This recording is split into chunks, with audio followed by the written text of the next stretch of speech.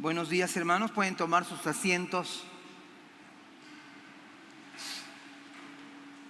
La verdad, damos gracias a Dios cada uno de los que participó, porque yo sé que hay hermanos que participaron orando, dando algún tipo de despensa, dando algún tipo de ofrenda, dando su vehículo. Y hermanos, fue una bendición. Yo les felicito como iglesia. Gracias, Abdi. Les felicito como iglesia. Doy gracias a Dios por cada uno de ustedes, por haber participado, porque yo venía pensando si hubiera alguna persona, algún joven que el Espíritu Santo toque con su palabra, hermanos, todo esfuerzo, o sea, algún adulto incluso, todo esfuerzo valió la pena. Valió la pena el hecho de esforzarnos para hablar del Señor, para escuchar del Señor. Bien, nos toca seguir con Hebreos capítulo 13. Estamos en Hebreos 13, lo último que vimos. Entramos al versículo 1 y habíamos visto acerca del amor fraternal. Y yo creo que esto es como una bisagra de una puerta, porque con el amor fraternal todo lo demás se puede. Sin el amor fraternal que dice el autor de los Hebreos es imposible. Y veíamos la última vez acerca de permanezca, que no se vaya de nosotros el amor fraternal. Pero también vimos acerca de la hospitalidad, ¿se acuerdan? No se olviden de mostrar hospitalidad, porque por ahí algunos sin saberlo hospedaron ángeles. Ser hospitalarios, disponer nuestra casa, literalmente disponer nuestra casa para hospedar a personas, a hermanos.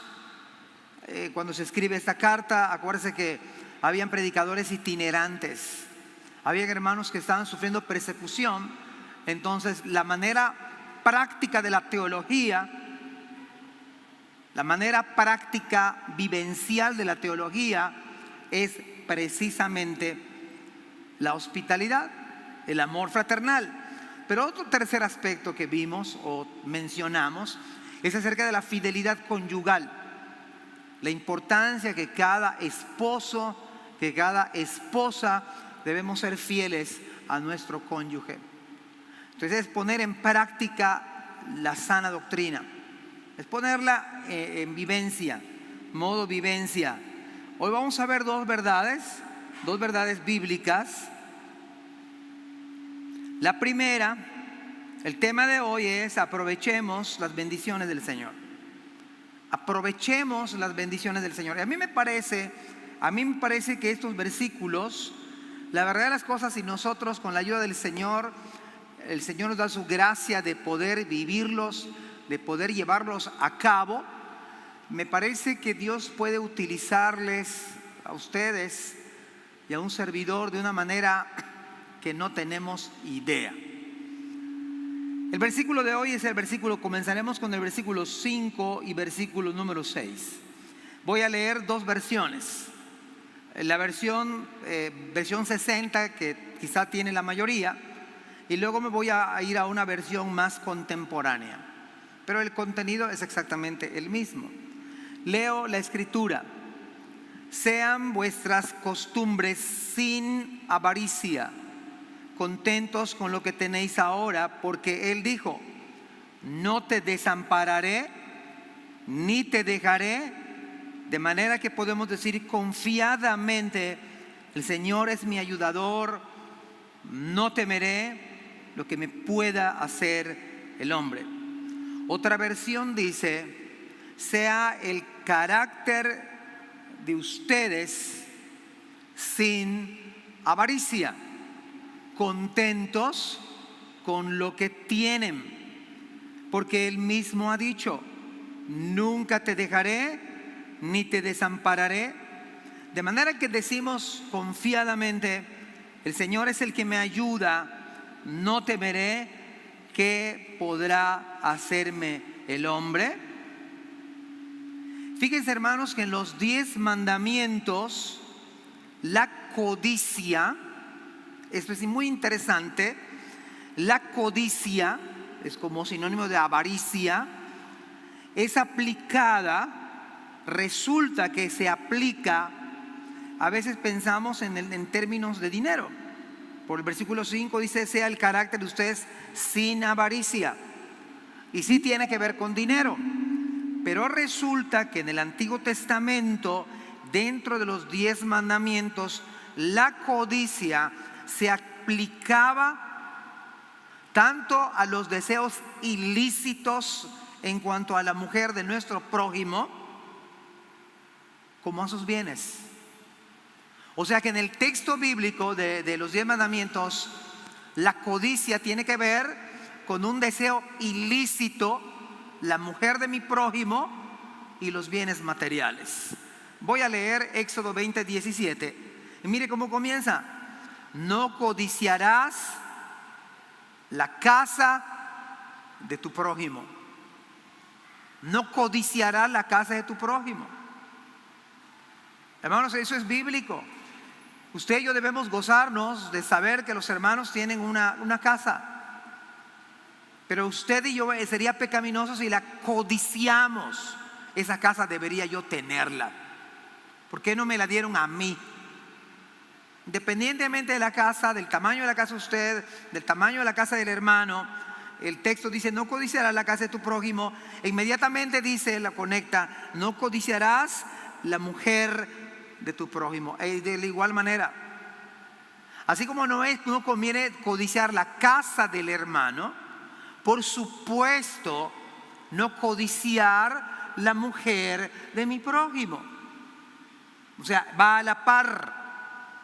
Ni su siervo, ni su criada. Bueno, difícilmente hoy en día los hermanos tengan bueyes, ¿verdad? Tengamos bueyes. Pero quizás, en una paráfrasis, permítanme hacer la metáfora. Quizá podríamos nosotros leer, ni el auto de tu hermano. No lo codicies. Por supuesto que nadie viene a la iglesia montando en un buey, pero venimos, nos desplazamos en algún vehículo. Este era un medio material, lo cual los hermanos tenían. Ni su siervo, ni su criada, ni su buey, ni su asno, ni cosa alguna de tu prójimo. Cuando vemos entonces en la Biblia la codicia, en la mentalidad hebrea, cubre tanto la lujuria sexual como el espíritu. Y esto sí tiene que ver mucho con nuestra generación. Sí tiene que ver con nosotros en el día de hoy, con nuestra cultura. Resulta que nosotros nacimos, independientemente de qué generación somos, X, Y, Z, cualquier generación, fuimos criados en una cultura netamente, altamente materialista. Creo que a la luz de la Biblia estos versículos, hermanos, están tan vigentes como cuando fueron escritos. Como cuando fueron escritos en el momento en que el Espíritu Santo tomó la pluma del escritor sagrado. También ellos eran propensos a vivir con ese espíritu materialista, pero quizás nosotros hemos sido mayormente impactados. Entonces la palabra avaricia en el Nuevo Testamento puede significar también, o sea, cuando ven ustedes, leemos acá, sean vuestras costumbres sin avaricia. No solamente el aspecto económico, puede incluir el aspecto sexual. Esto es lo que aparece en este texto. Efesios capítulo 5, verso 5. Porque sabéis esto, que ningún fornicario o inmundo, y tiene que ver con deseos ilícitos, o avaro. O sea que en el Nuevo Testamento, cuando se escribe esta carta, puede tener ambos significados, puede tener ambas implicaciones. Por algo, un comentarista de apellido Hewitt dice: el amor al dinero, porque el problema de la avaricia, sean vuestras costumbres sin avaricia, sea el carácter de ustedes sin avaricia, contentos con lo que tienen. La avaricia, dice este comentarista, el amor al dinero puede ser tan perjudicial a la vida espiritual, o sea, nos puede perjudicar tanto ser avaros, puede afectarnos tanto en nuestra vida espiritual, vivir de una manera con avaricia, pero también nos puede perjudicar en la vida cristiana la sensualidad. De manera tal que un hermano, una persona que vive avaramente, tiene un espíritu materialista, puede ser tan afectado como una persona, un hombre que vive bajo la sensualidad. Pero el texto dice, sea vuestro carácter. Sea vuestro carácter, sea vuestra costumbre sin avaricia. Sin avaricia. Y la palabra costumbre puede significar la manera en la que una persona vive. Cómo usted está viviendo en términos materiales. Si usted y yo solamente estamos pensando en términos económicos, solamente lo material, me parece que uno de los grandes fracasos de los padres es que hubo una generación que solamente le enseñaron a sus hijos a trabajar, a graduarse, a tener un posgrado y hacer dinero y hacer dinero y hacer dinero. Hermano amado, hermana amada, si esa fue nuestra mentalidad, fracasamos, aunque les vaya requete bien a nuestros hijos. Porque eso no es el todo del hombre. Ese no es el todo del hombre. La Escritura dice, sean vuestro carácter sin avaricia, no con poca avaricia. No dice, vivan de manera tal que no sean tan avaros. Acá es un sin avaricia. ¿Pero qué significará eso? Entonces puede ser la manera de vivir o la manera de pensar, cómo piensa uno acerca de la vida. ¿Cuál es la mentalidad que uno tiene acerca de la vida? Solamente es vivir para hacer dinero y ponerlo en la cuenta del banco y tener el mejor auto y tener, como vendo esta casa para tener otra casa mayor y tener la mejor ropa de marca. La Biblia dice, sea vuestro carácter sin avaricia. Sin avaricia. La relación que tenemos nosotros como creyentes tiene que ver con los bienes materiales. Si yo vivo de una manera materialista, verdaderamente estoy diciendo lo que creo acerca de mi vida espiritual. ¿Cómo concibo la vida espiritual? Si hay avaricia en nosotros, y esa avaricia es el afán de tener más y más. ¿Sabe qué estamos diciendo? Yo no creo en lo que Dios dice. Si mi estilo de vida solo es materialista, yo estoy negando la provisión de Dios. En la práctica real, yo no estoy creyendo que Dios es Señor y que Dios determina cómo debo vivir. Y hermanos, déjenme decirle algo, déjenme aclararle algo. Esto no estoy diciendo que vamos a hacer un voto de pobreza. No estoy diciendo que debemos ser mediocres. Porque Dios le da la riqueza a quien Él quiere. Y Él prospera a quien Él quiere. El problema está cuando yo vivo de manera avara.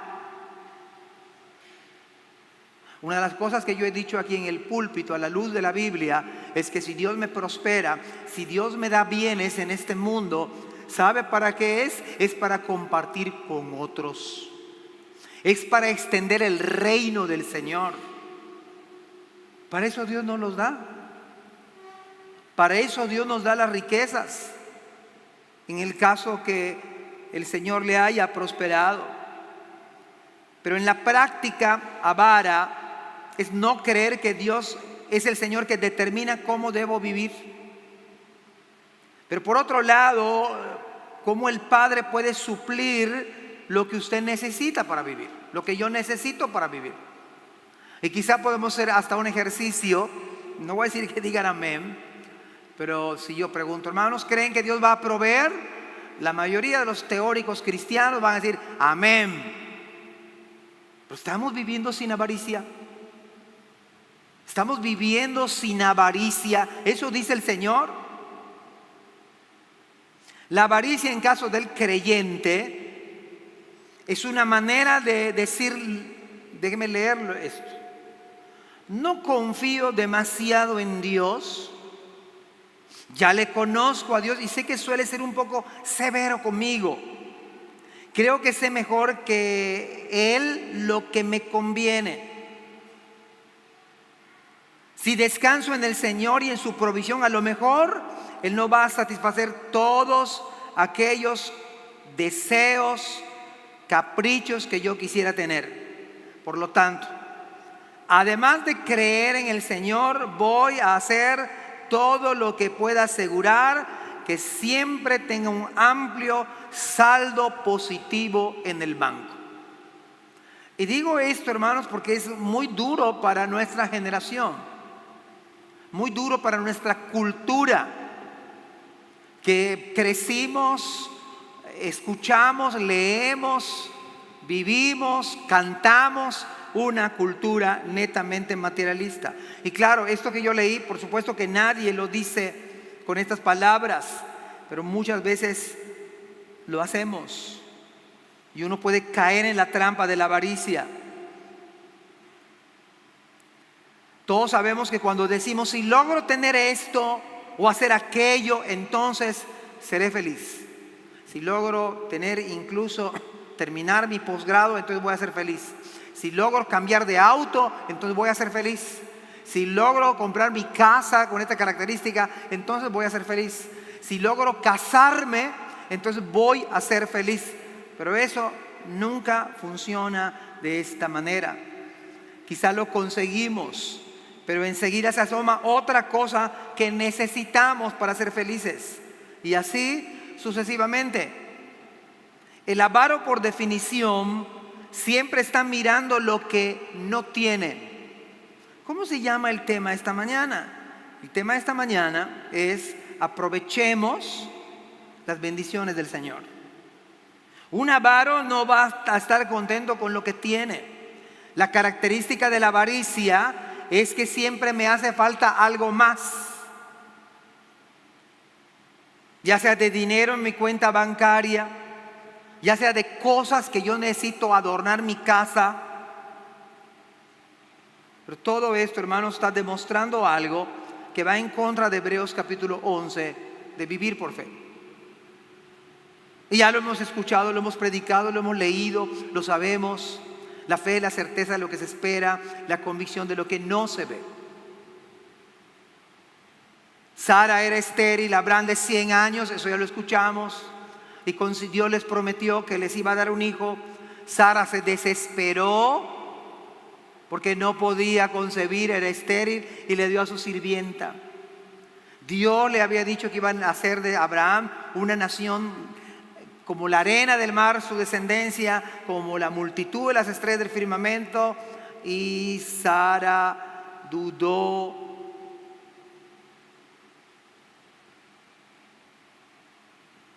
Además, hermanos, si nos afanamos por estas cosas, la verdad es que demuestra que no estamos confiando en la providencia de Dios. Y la providencia de Dios es que Él tiene cuidado de nosotros. Sea el carácter de ustedes sin avaricia, contentos con lo que tienen. Porque Él mismo ha dicho, nunca te dejaré. Es el asunto de Dios entonces. Es creerle a Dios lo que Él dice. Es experimentar a Dios y su palabra. Si Él me dice que no me va a dejar, que no me va a desamparar. Y mire el versículo 6, de manera que decimos confiadamente, el Señor es el que me ayuda, no temeré. Hermanos, no es para amargarles la vida, es para experimentar a Dios. El hecho de decir la Escritura, vivan sin avaricia, no es para ponerles a ustedes a temblar, es para confiar plenamente en su palabra. Si Él dice que no me va a dejar, no me va a desamparar, no me debo afanar. No debo vivir sin avaricia.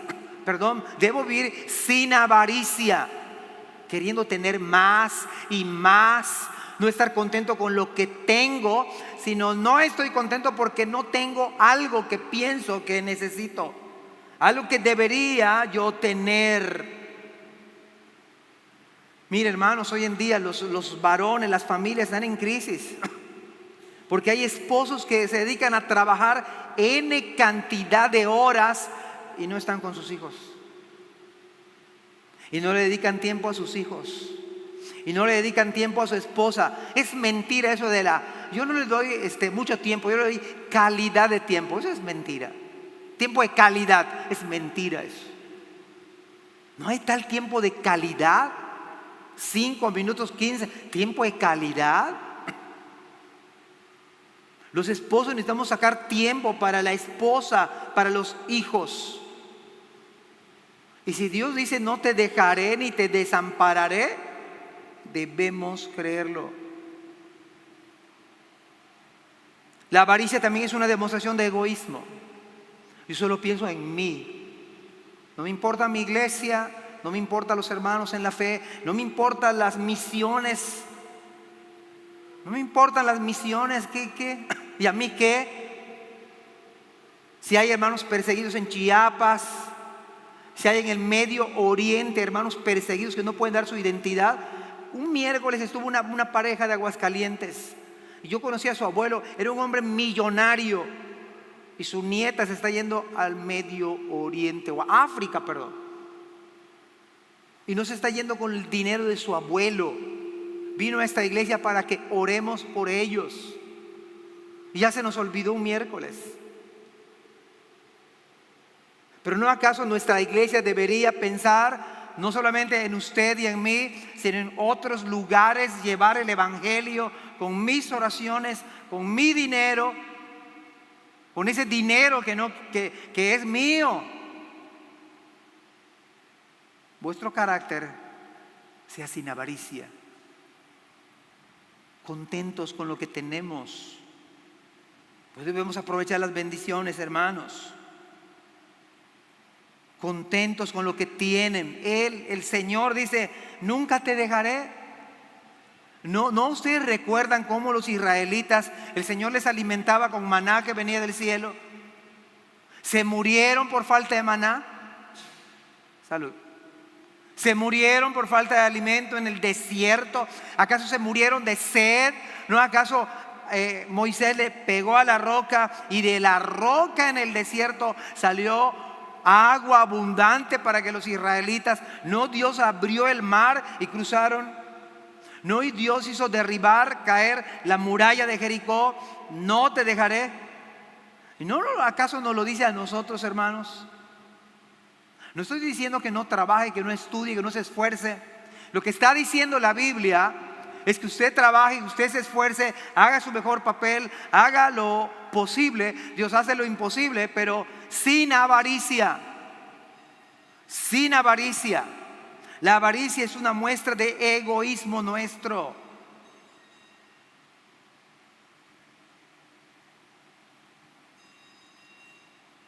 Como creyentes, el Señor espera de cada uno de nosotros que administremos nuestros bienes materiales para el bien de los demás. Como creyentes, lo que Dios busca es que seamos buenos mayordomos para el bien de los demás. Un lema que yo he dicho de esta iglesia, para esta iglesia, es que yo oro al Señor para que seamos una iglesia bendiciendo a otras iglesias. Todo lo que Dios nos ha dado, todo, hermanos, instalaciones, todo para bendecir a otros. Sin avaricia. Para eso Dios lo ha dado, para bendecir a otras iglesias. Y que esta sencilla iglesia sea un canal de bendición para otros, y que aquí reciba bendición la gente. que Dios salve las almas, que Dios restaure matrimonios. Esa es la idea bíblica, sin avaricia. La avaricia es un pecado de incredulidad. Ahora déjeme decirle algo. La avaricia es todo lo contrario a ser generosos. Se contraponen, chocan. Un avaro no es generoso. Un generoso no es avaro. Y la Biblia dice, sean vuestro carácter sin avaricia. ¿Qué está diciendo el Señor? Sé generoso. Sea una iglesia generosa, dadivosa, entregada al Señor. Ser generoso nos evita, nos libra de la avaricia. Y el texto dice, hermanos, tengan poca avaricia. No. Sean más o menos avaros. No. Sin avaricia. Hermanos, esta es una bendición. Solamente consulte las iglesias de Macedonia, de la carta a la segunda de los Corintios. Y eran iglesias pobres en extremo y fueron muy generosas. Profundamente pobres, pero dieron más allá de sus fuerzas. Ellos le decían, Pablo, permítenos, concédenos el privilegio de dar, de ser generosos para la iglesia pobre, la iglesia perseguida de Jerusalén, para la iglesia madre de Jerusalén. Danos la dicha de ser generosos. Entonces Pablo escribe a Corintios y está diciendo, miren estos profundamente pobres cómo están siendo generosos, y ustedes ¿por qué no lo hacen? Lo comenzaron a hacer.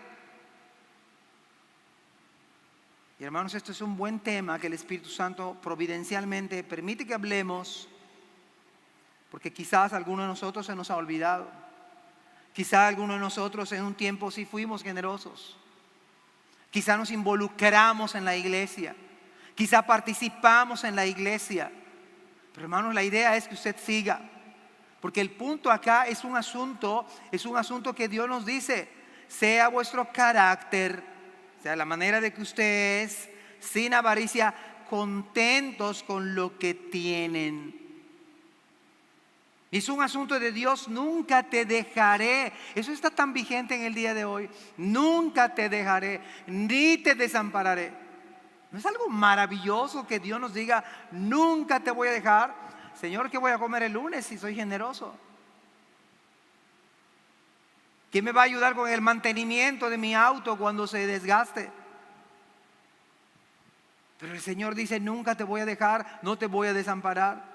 Y podemos decir confiadamente, el Señor es el que me ayuda. Hermanos, este texto es para que usted aplique Hebreos 11 en su vida personal. Cuando se escribe esta carta, los hermanos estaban siendo, acuérdense, atribulados, perseguidos. Estaban siendo perseguidos. Y este texto necesitaban escucharlo otra vez. De tal manera que la iglesia hebrea pueda decir, el Señor es el que me ayuda, no temeré. ¿Qué podrá hacerme el hombre? ¿Me va a matar el hombre? ¿Me van a prender por ser cristiano? ¿Me van a meter en la odiosa y horrenda cárcel sin alimento, sin abrigo?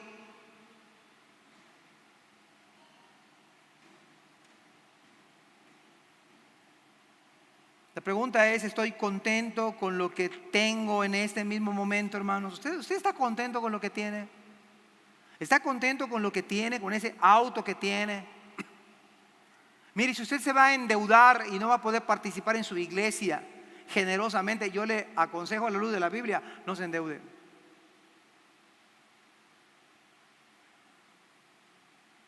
Seamos generosos.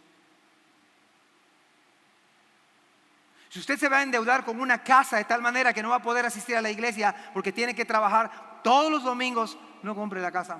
Compre una más austera, una que no le enrede la vida, que no le permita servir al Señor. Es más, usted debe poner en balanza el trabajo, la gran oportunidad de triunfar. Pero si usted deja su iglesia local,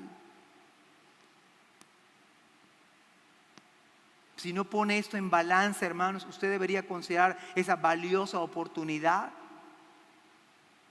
con tal de que usted sirva en su iglesia local, que sirva a su Señor, porque el Señor dice: no te dejaré ni te desampararé. ¿Está usted contento en este mismo momento? ¿No acaso Pablo dijo: he aprendido a contentarme cualquiera que sea mi situación? He aprendido a estar contento independientemente de mi situación. Claro, cuando uno va con creyentes en la casa de los creyentes, uno está rodeado de amigos, tiene uno todas las atenciones, todas las comodidades. Pero este no fue solo el estilo de vida de Pablo. Pablo estuvo un tiempo con sus amigos y lo atendían de manera extraordinaria. Con los hermanos en la fe lo atendían de manera maravillosa. Pero Pablo estuvo solo muchas veces en la cárcel, sin comida, sin abrigo, injustamente, pero estaba en la cárcel.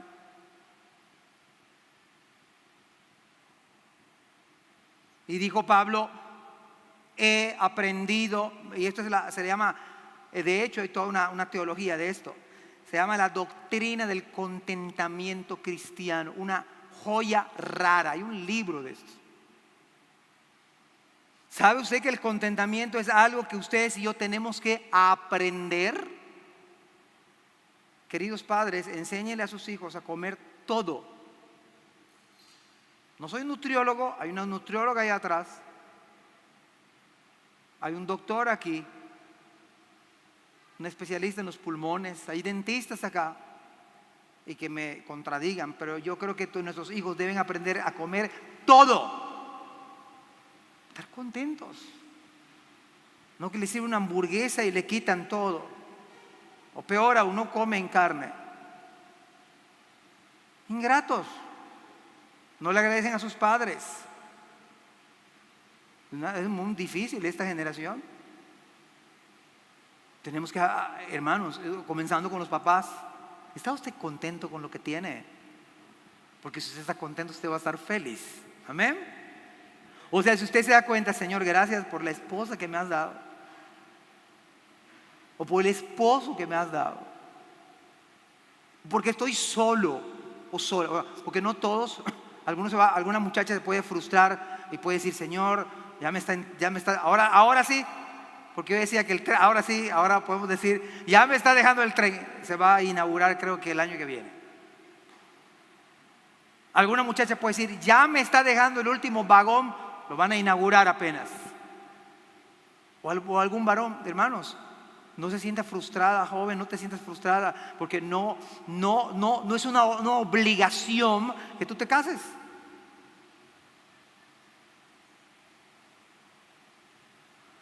O sea, no es una obligación. Si te casas, haces bien. Pero Pablo dice: si no te casas, haces mejor. Eso dice el Señor. ¿Está usted contento con sus padres? Y con todas las áreas, con su casa, con su auto, con su iglesia, con los hermanos de la iglesia. Hermanos, aprovechemos las bendiciones del Señor, sin avaricia, generosos, aprendiendo el contentamiento. Claro, yo sé que a algunos les cuesta menos que a otros. Quizá a alguno en esta mañana: gracias a Dios, ahora sí voy a ser sin avaricia y ser generoso. Ayúdame, Señor, dame tu gracia. Ya lo comprendí. Quizá a algunos les cueste más que a otros. Pero Señor, ¿cómo le voy a hacer el lunes? ¿Cómo le voy a hacer para cerrar enero, cerrar diciembre? No te dejaré. Ahí está Dios probando la fe de ustedes y la mía. No te dejaré ni te desampararé. Y para que usted y yo digamos confiadamente: esta es la idea del texto, para que usted tenga fe en el Señor. El Señor es el que me ayuda. Que usted pueda decir con toda convicción, a la luz de la Biblia: el Señor es el que me ayuda. Usted debe estar contento. Bendito sea el Señor, que tengo a mis hijos, tengo a mi esposa y tengo este trabajo. Quizá no me va tan bien, pero tengo, gloria a Dios, porque Dios, hermanos, ¿hay alguien que se ha muerto de hambre en esta iglesia?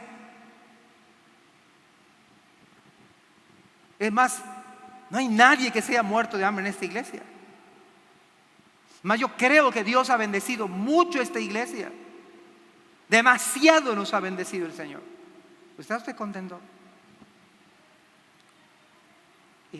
la idea bíblica es que aprendamos a tener contentamiento.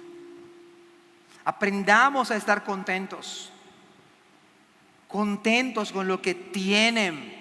Hermano, la idea de veras de Dios es que usted y yo estemos contentos. Que vengamos a la iglesia no ficticiamente. Y no siempre se puede. Porque a veces uno está triste, ¿no? Y puede haber mil causas para nuestra tristeza. Pero la Biblia dice, contentos con lo que tienen. Y no tenemos a Cristo, hermanos. El principal motivo del gozo de mi alma es Jesucristo. Aunque yo no tenga nada. Aunque no me case, aunque no tenga la mejor casa, aunque no tenga el mejor auto o no tenga auto, pero tengo a Cristo, en verdad lo tengo todo. No te dejaré, ni te desampararé. Usted tiene en esta mañana a Cristo. Tiene usted a Jesucristo, hermanos. Ese debe ser nuestro, mire que ni la casa debe ser, wow. Claro que debe usted estar agradecido, pero el mayor gozo, el mayor deleite debe ser en Jesucristo. Por encima de mi cónyuge, por encima de mi esposa, de mi esposo, aún de mis propios hijos, mi mayor deleite debe ser Cristo. Debe ser Jesucristo.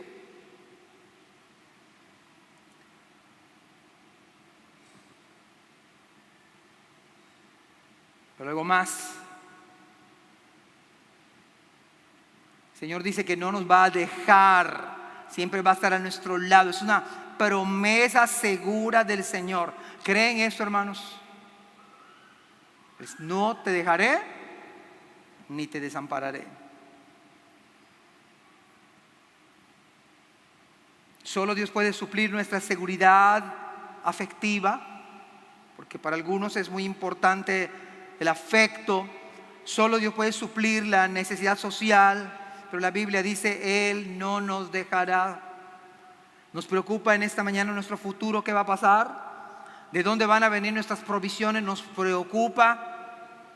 Dios te dice en esta mañana, no te voy a desamparar. O sea, lo que está diciendo el Señor, gózate en mí, no te afanes. No caigas en ansiedad.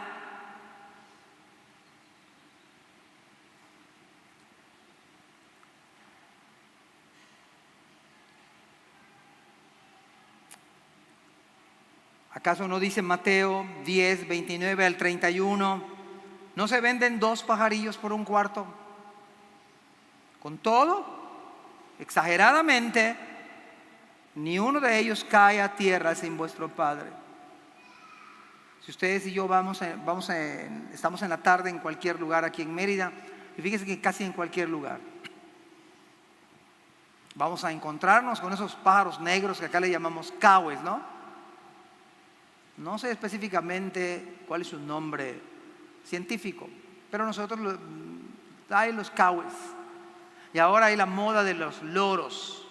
Toda esta parte, a lo menos acá del poniente de la ciudad. Pero el texto dice, no se venden 2 pajarillos por un cuarto. Con todo, vea que dice, ni uno de ellos cae a tierra sin vuestro Padre. De manera tal que si se muere un pájaro, que no tiene, ahí veo 2 acá enfrente mío. Cualquier pájaro no se muere si el Señor no lo permite. Le da licencia para que se muera. Pues aún vuestros cabellos están todos contados. Así que no temáis. Más valéis vosotros que muchos pajarillos. No puede ser si comencé a las 11, faltan más. Hermanos, ni siquiera debemos tener temor en tiempos de persecución. Ahora hay muchos desayunos políticos y yo quisiera estar en todos los desayunos políticos y lo que menos quiero es desayunar. Ustedes han leído acerca de los nuevos libros de la SEP. Y quizás el adoctrinamiento comunista. Eso es lo que se oye. Pero yo quiero ir a todos los desayunos posibles para externar mi alta preocupación, no solamente por IBI, mi alta preocupación por todas las iglesias, y yo quiero externar, y yo quiero discrepar, quiero diferir, porque hasta el día de hoy tenemos una orden de cierre de este lugar, en pleno siglo XXI. Está por escrito, que suspendamos todo culto como hoy en la mañana. ¿Y qué pasaría si el próximo domingo tenemos sellos con rojos? ¿Qué haría la iglesia si este ayuntamiento le pone sellos a esto? Yo lo he pensado. Yo le invitaría a hacer nuestro culto allá en el sol. Allá en el sol, con sombrillas, cantándole a Dios. ¿Qué más va a pasar? ¿Van a encerrar al pastor y a los demás pastores? Pues lo que me preocuparía es mi losartán y no sé cuánta cosa más. Claro, lo digo bonito ahorita. Pero sabe que todas las iglesias están bajo esa situación. Muchas no lo saben. Eso no está bien. Eso va en contra de los derechos de las iglesias, en contra de la libertad de culto público, en contra de los derechos individuales, en contra de tratados internacionales. Va en contra. Pero hoy por hoy la ley así está.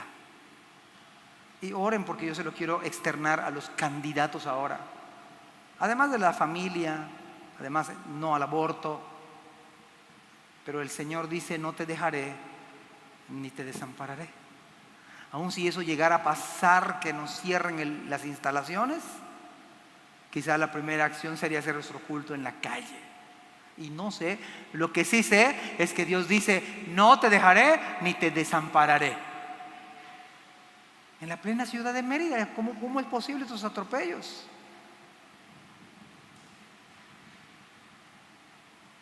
Pero en tiempos de persecución, o cuando nuestras posesiones materiales pueden ser confiscadas, o nuestras relaciones sociales cortadas, ahí está la promesa del Señor.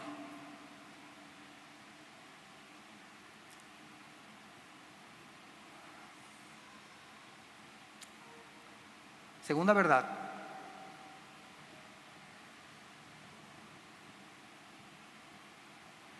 Dice el versículo 7, acuérdense, bueno, leer dos versiones. Acordaos de vuestros pastores que os hablaron la palabra de Dios. Considerad cuál haya sido el resultado de su conducta e imitad su fe. La Nueva Biblia de las Américas dice de la siguiente manera: acuérdense de sus guías que les hablaron la palabra de Dios, y considerando el resultado de su conducta, imiten su fe. Fíjese que en esta carta a los Hebreos se menciona en 3 ocasiones, en este capítulo, a los pastores. 3 ocasiones. El primer versículo está en Hebreos, el segundo en Hebreos 13:17. Obedeced a vuestros pastores y sujetaos a ellos, porque ellos velan por vuestras almas, como quienes han de dar cuenta, para que lo hagan con alegría, no quejándose, porque esto no es provechoso. Y la tercera cita dice: saludad a todos vuestros pastores y a todos los santos, los de Italia os saludan. Pero en este versículo 7 el autor está hablando probablemente de pastores que ya han fallecido. Ciertamente la frase podría tener un sentido presente. Podría significar: acordaos de vuestros pastores en la oración. Podría ser. O acordaos de ellos en la ayuda práctica. Las dos ideas son importantes. Y en el versículo 3 vimos una cita que dice: acordaos de los presos. ¿Se acuerdan? Acordaos de los presos. Acá dice: acordaos de vuestros pastores. Sin embargo, el tiempo de los verbos nos induce a pensar que la referencia es al pasado, porque dice: acordaos de vuestros pastores que os hablaron la palabra de Dios. No dice que nos hablan, sino que nos hablaron. Considerad cuál haya sido el resultado de su conducta, no cuál sea. La palabra acordaos tiene un sentido de trae a la memoria, recuerda. Quizás a los pastores que ya se murieron, que no están presentes. Reflexiona sobre sus vidas. Piensa en su ejemplo.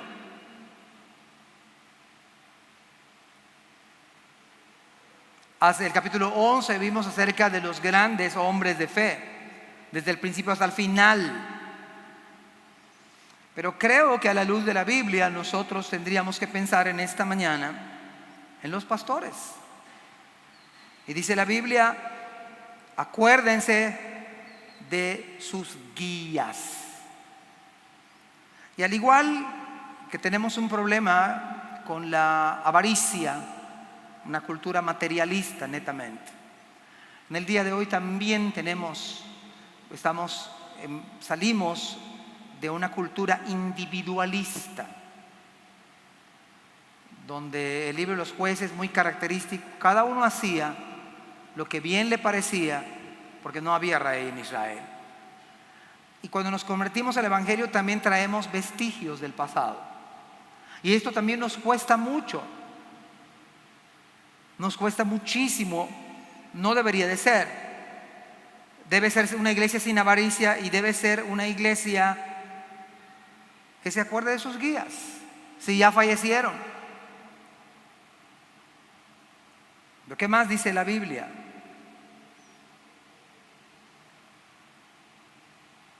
Acordaos de vuestros pastores que os hablaron la palabra de Dios.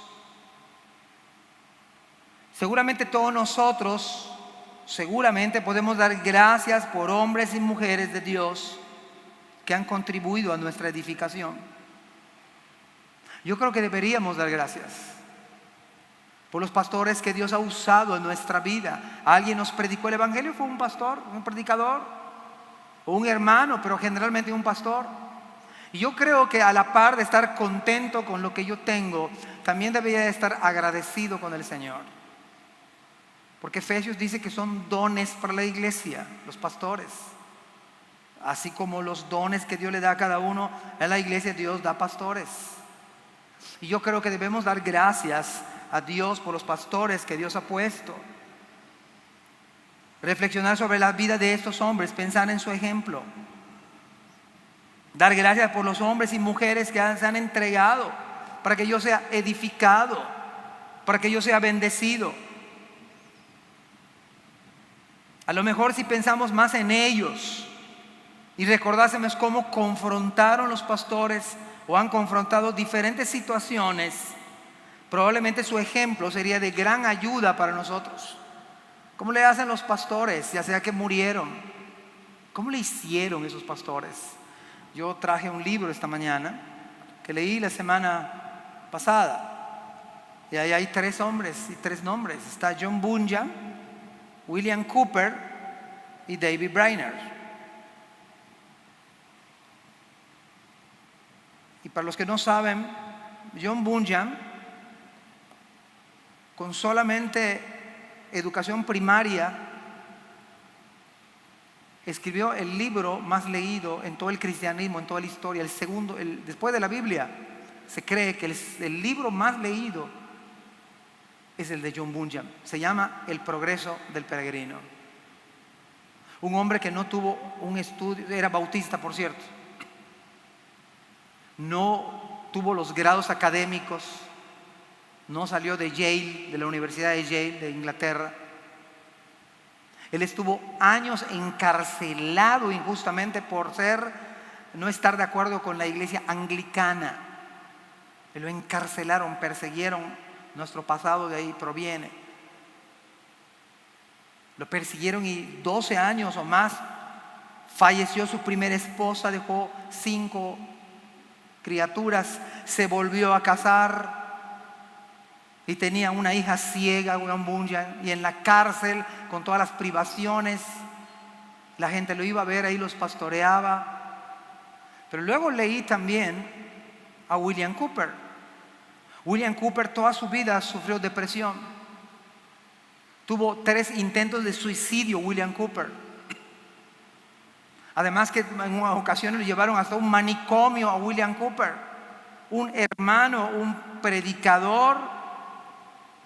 ¿Cómo? Pero ¿sabe usted que este William Cooper hizo uno de los himnos que nosotros conocemos y hemos escuchado, que tiene que ver con la gracia? Ahí está, que hay un himno precioso, usted lo puede googlear después. Dios se mueve de manera misteriosa. Es un clásico. O el famoso himno, hay un precioso manantial.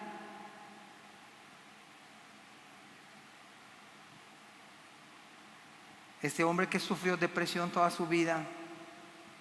Y el último, David Brainerd, un hombre pudiente, un erudito en su tiempo, que fue expulsado de Yale por la predicación de la palabra. Lo expulsaron de la universidad y no se podía ser pastor si uno no egresaba de Yale. Y Dios lo mandó a las tribus indígenas, lejos de la fama. Pero ¿sabe usted que no escribió tantos libros? Él tenía un diario personal y ahí escribió sus vivencias. Escribía sus vivencias. ¿Sabe usted que David Brainerd es el hombre más leído y sus devocionales han impactado a generaciones de misioneros, generaciones de hombres de Dios? Han sido impactados por sus tiempos de sufrimiento y dolor. Y él murió a los 26 años de edad. Murió de tuberculosis. Hermanos, yo creo que debemos nosotros estar agradecidos por los pastores que Dios nos ha dado. Yo creo que la iglesia debería, cuando menos, orar por los pastores. Cuando menos estar conscientes de, quizás no sabe usted la vida de los pastores. Quizás no, con qué se enfrentan. Pero vamos a ver qué más dice la Biblia.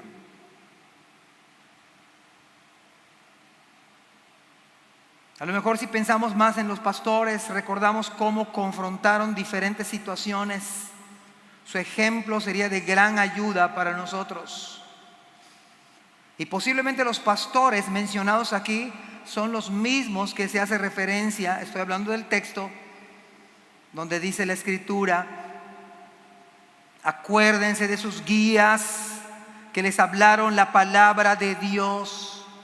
Considerando el resultado de su conducta, imiten su fe.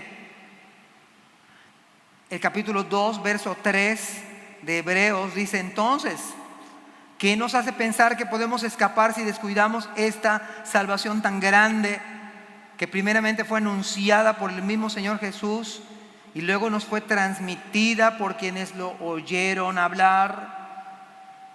¿Saben, hermanos, que esta iglesia hebrea había escuchado la predicación de algunos pastores, que estos pastores habían escuchado las mismas palabras directas de Cristo? O sea, los primeros fundadores de esta iglesia habían sido testigos oculares de la vida y palabras del Señor.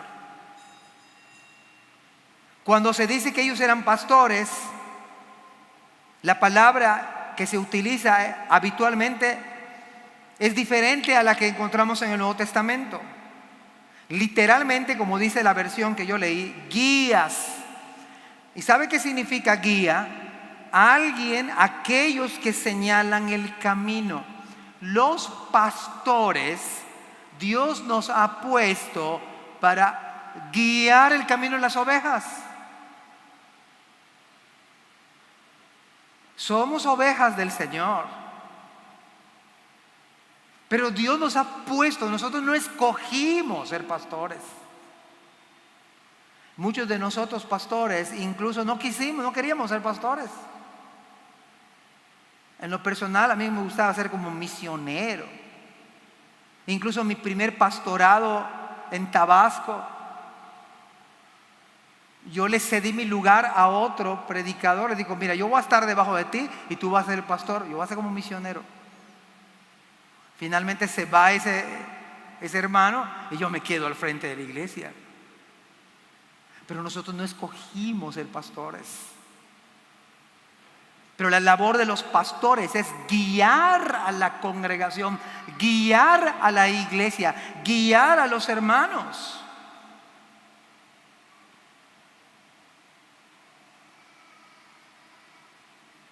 Sin embargo, con el uso popular de la palabra había llegado a referirse a cualquiera que ejerce el gobierno de la iglesia, gobierno espiritual de la iglesia.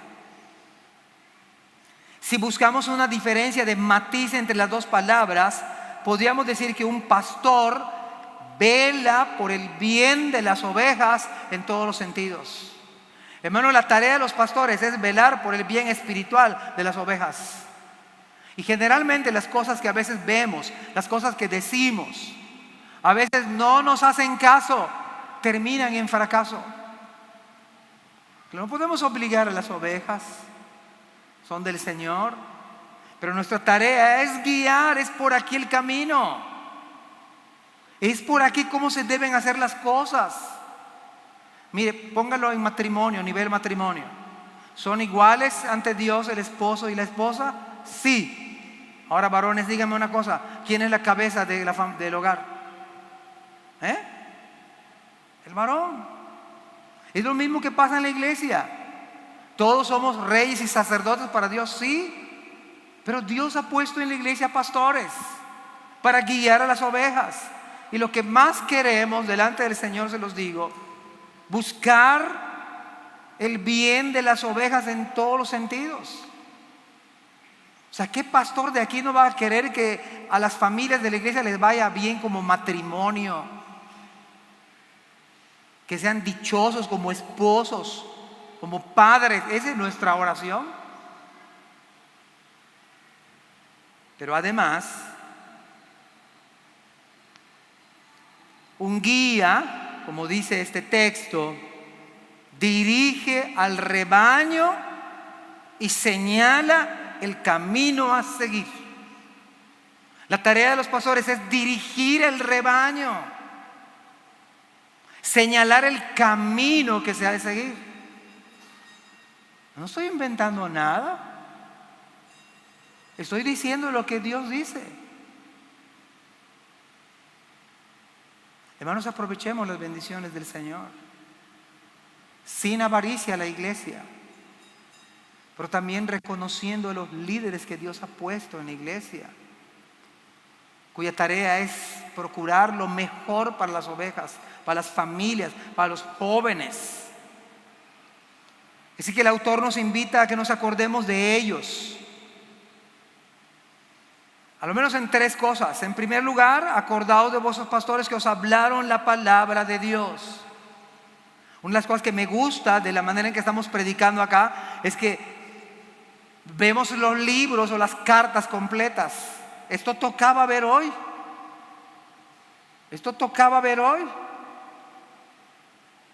En primer lugar, ¿qué voy a pensar de un pastor que me hable la palabra de Dios? Es más, Gálatas 6, versículo 6 dice: el que es enseñado en la palabra, haga partícipe de toda buena cosa al que lo instruye.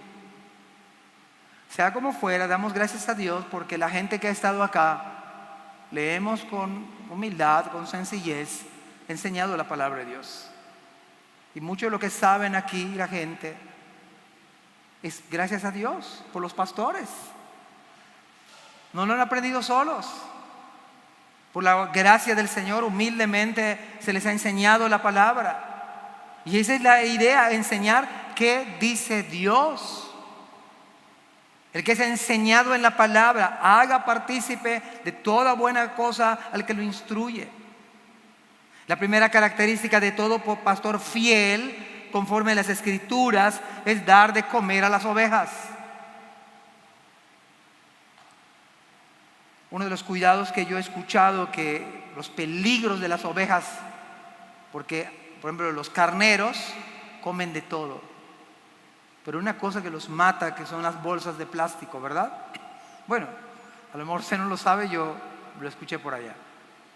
Pero también me pueden desmentir, pastor, no solamente cuando se muere, con esto otro. Pero es sentido común. Y los carneros no tienen discernimiento y comen la bolsa de nylon. Se mueren. Hermano, lo mismo pasa con las ovejas. Hay ovejas que no distinguen muchas cosas. Nuestra tarea es enseñar la palabra del Señor. Una de las cosas que yo dije la penúltima vez que prediqué, en Juan capítulo 21, versículo 17, le digo la tercera vez: Simón, hijo de Jonás, ¿me amas? Pedro se entristeció de que le dijera la tercera vez: ¿me amas? ¿Me amas? Y le respondió: Señor, tú lo sabes, tú sabes que te amo. Apacienta mis ovejas. Y apacentar las ovejas es darles de comer. Y hay cosas que las ovejas no quieren comer. Hay otras cosas que quieren comer las ovejas. Pero los pastores, Dios nos ha puesto para cuidar a las ovejas. Y puede ser que se enojen contra los pastores. Puede ser que piensen mal de los pastores. Puede ser que critiquen a los pastores. Pero déjenme decirle algo: los pastores, Dios nos ha llamado a amarles, a alimentarles. Aunque nos dejen de amar, aunque piensen mal de nosotros. Pero mi tarea y la tarea de otros hombres aquí, y es más, hermanos, puede haber un pecado de despreciar. ¿Qué son esos ancianos si no saben nada? Son jóvenes.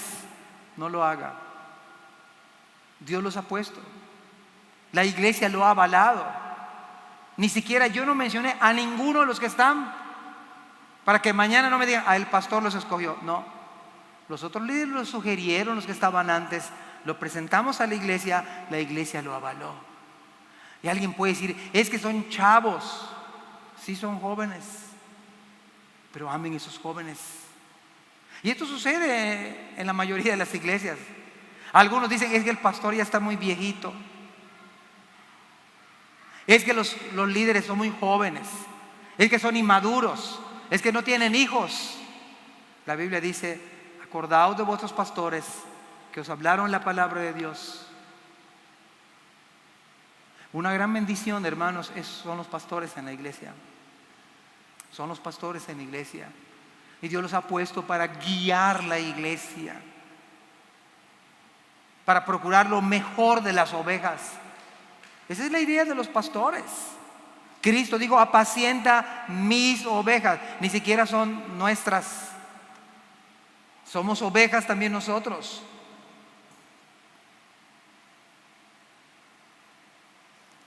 Ningún pastor cristiano tiene el permiso de dar comer a las ovejas de su propia cosecha, de sus propias especulaciones. La tarea principal de nosotros es abrir la palabra y que la Biblia nos hable, y alimentar a las ovejas. Este púlpito no es para predicar mis ideas, mis conceptos. El púlpito es para hablar la palabra de Dios, nada más. Usted debe apreciar, y yo esto. Dicho de otra manera, la predicación expositiva. Uno de mis grandes esfuerzos ahora en esta pandemia es terminar el doctorado. ¿Sabe para qué? El tema es la predicación expositiva. Es mi gran tema. Y lo digo a manera de testimonio. Porque la palabra, yo me aferro a la palabra. Yo quiero predicar la palabra. Porque es la palabra que tiene poder para cambiar nuestras vidas, para cambiar nuestra mentalidad, para cambiar nuestra forma de ver las cosas. La palabra de Dios es la que hemos de ministrar a los pastores. Debemos explicar a nuestros oyentes qué es lo que ella dice. Por supuesto que acudimos a ilustraciones humanas y a otros lugares de las Escrituras para hacerla importante, y también la aplicamos a la vida contemporánea, lo que estamos haciendo ahorita. Estoy terminando. Voy a citar un texto hermoso de un pastor fiel que ministraba hace unos 150 años. Haber conseguido que una sola afirmación doctrinal de las Escrituras sea mejor entendida y más firmemente creída, haber hecho que un solo oyente sienta más fuertemente en su conciencia la obligación de un solo deber moral o espiritual, en realidad es hacer un bien mucho más sólido que despedir a la congregación encantada y asombrada por la ingenuidad de las especulaciones del predicador, la persuasión de su argumentación, el esplendor de sus ilustraciones y la fuerza irresistible de su elocuencia. En ese sentido, hermanos, debemos dar gracias a Dios. Gracias a Dios por los pastores. Gracias a Dios por la vida de los pastores.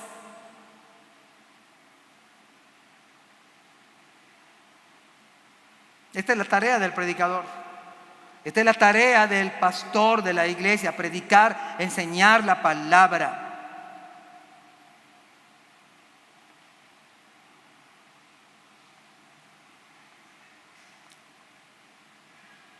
Y claro, no solamente en el púlpito, a nivel personal, en pláticas, en un estudio bíblico.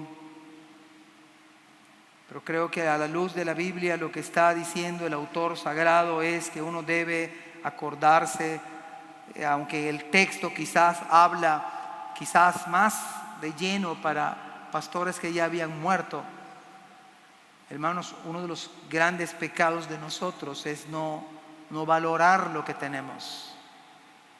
No valorar, y yo sé que hay muchos predicadores, hay muchos pastores que no hacen esto, que abusan, pero hay otros que no, que han procurado ser de bendición a su familia, que Dios le bendiga en su trabajo, que usted sea un hombre temeroso. Hermanos, yo creo en la justa balanza que nosotros debemos amar a los pastores de esta iglesia, a los ancianos de esta iglesia, y debemos orar por ellos. Y hermanos, déjense pastorear, déjense guiar. Esta es la tarea de los pastores, es guiar, es velar por el bien espiritual en todos los sentidos de las ovejas.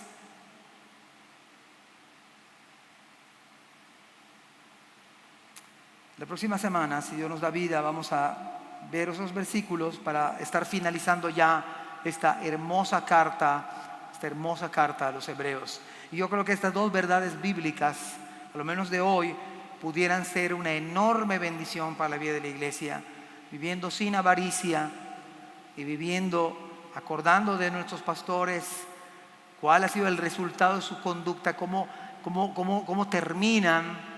Y dice la Biblia: imitad su fe. Imiten su fe. Son hombres de Dios que están viviendo por fe, están entregados al Señor.